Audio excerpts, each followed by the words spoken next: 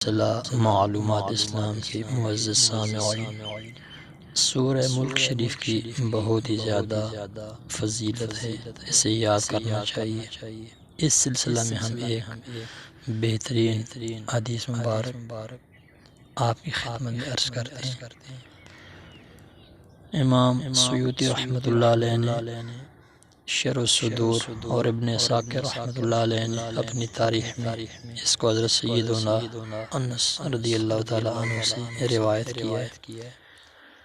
وہ فرماتے ہیں کہ حضرت انس رضی اللہ تعالیٰ عنہ نے بیان فرمایا کہ مجھے نبی کریم صلی اللہ تعالیٰ علیہ وسلم نے بتایا، ان رجلا مات، بے شک ایک شخص تھا اسے موت آ گئی، وَلَيْسَ مَعَهُ شَيْءٌ مِّن كِتَابِ اللَّهِ إِلَّا تَبَارَكَ الْمُلْكُ، اسے ماں سوائے سورہ ملک شریف کی اور کوئی چیز یاد نہ تھی۔ فَلَمَّا وُضِعَ فِي حُفْرَتِهِ، جب اسے اس کی قبر کے سپرد کر دیا گیا، آتَاهُ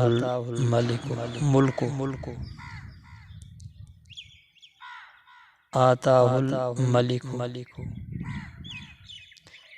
فرشتہ عذاب دینے والا آ گیا۔ فَثَارَتِ السُّورَةُ فِي وَجْهِهِ، سورہ ملک شریف اس فرشتے کے اور میت کے منہ کے درمیان آ گئی۔ فَقَالَ لَهَا، آنے والے فرشتے نے سورہ ملک شریف سے کہا، اِنَّكِ مِن كِتَابِ اللَّهِ، بے شک تو اللہ کی کتاب سے ہے، وَأَنَا أَكْرَهُ مَسَاءَتِكَ، میں نہیں چاہتا کہ میں تیری بے ادبی کروں، تو اس سے ایسا سلوک کروں جو تجھے پسند نہیں۔ وَإِنِّي لَا أَمْلِكُ لَكِ وَلَا لَهُ، میں تیرا مالک بھی نہیں، نہ ہی اس مردے کا مالک ہوں، تم دونوں پر میری ملکیت نہیں چلتی۔ وَلَا لِنَفْسِي ضَرًّا وَلَا نَفْعًا، میں اپنے ذات اور اپنے نفس کے لیے بھی نقصان اور نفع کا باعث ذاتی طور پر نہیں ہوں، اللہ کے بنانے سے ہوں۔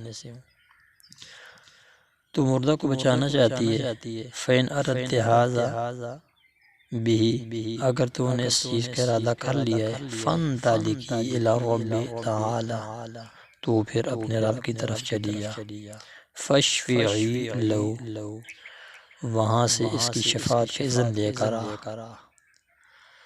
سرکار صلی اللہ علیہ وسلم فرماتے ہیں، فَتَنْطَلِقُ إِلَى الرَّبِّ، سورہ ملک شریف اپنے رب کی بارگاہ میں چلی جائے گی۔ فَتَقُولُ، عرض کرے گی، یا رب، اے میرے رب، اِنَّ فُلَانًا عَمَدَ إِلَيَّ مِن بَيْنِ كِتَابِكَ، بے شک فلاں شخص نے ارادہ کر کے مجھے یاد کیا تھا تیری کتاب میں سے، فَتَعَلَّمَنِي وَتَلَانِي، اس نے مجھے سیکھا بھی اور میری تلاوت بھی کی، اب وہ فوت ہو کر قبر میں آ گئے۔ أَفَمُحَرِّقُهُ أَنْتَ بِالنَّارِ، تو اس کو آگ میں جلائے گا، وَمُعَذِّبُهُ، اور تو اس کو عذاب دے گا، وَأَنَا فِي جَوْفِهِ، حالانکہ میں اس کے سینے میں موجود ہوں۔ فَإِن كُنْتَ فَاعِلًا ذَلِكَ بِهِ، اگر تو اس مردے کے ساتھ یہ سلوک کرے گا، فَامْحُنِي مِنْ كِتَابِكَ، تو مجھے پھر اپنی کتاب سے مٹا دے۔ فَيَقُولُ، رب فرمائے گا، لَأَرَاكَ غَضَبْتَ، میں البتہ تجھ کو آج غصے میں دیکھ رہا ہوں۔ وہ عرض کرے گی، وَحَقٌّ لِّي أَنْ أَغْضَبَ، میرا حق بنتا ہے کہ میں غضب کروں۔ رب فرمائے گا، اذهبي، جا، چلی جا، فقد وهبته لك، میں نے وہ مردہ تجھے ہبہ کر دیا ہے، تیرے حوالے کر دیا ہے، وشفاعتک فیہ،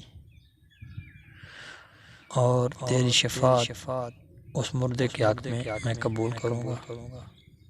فتجیء، پھر وہ صورت آتی ہے، فتصبر الملکہ، اس فرشتے کو ڈانٹتی ہے، جھڑکتی ہے، وہ چلا جاتا ہے۔ فَيُخْرِجُ كَاسِفَ الْبَالَ، اس کے جانے کی حالت یہ ہوتی ہے کہ وہ ناگواری کے اثرات اپنے چہرے پر سجا کر چلا جاتا ہے۔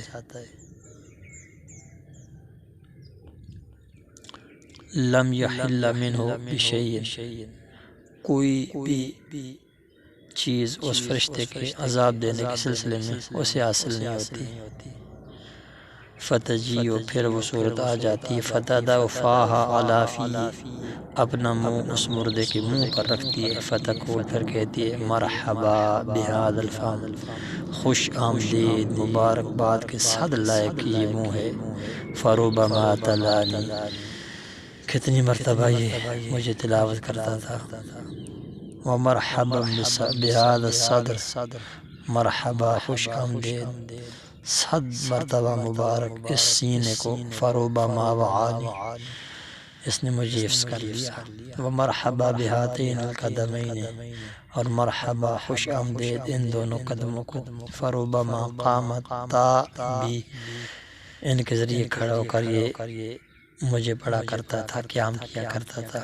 وَتُؤَنِّسُهُ فِي قَبْرِهِ، پھر وہ اس کو مانوس کر دیتی ہے اس کی قبر میں۔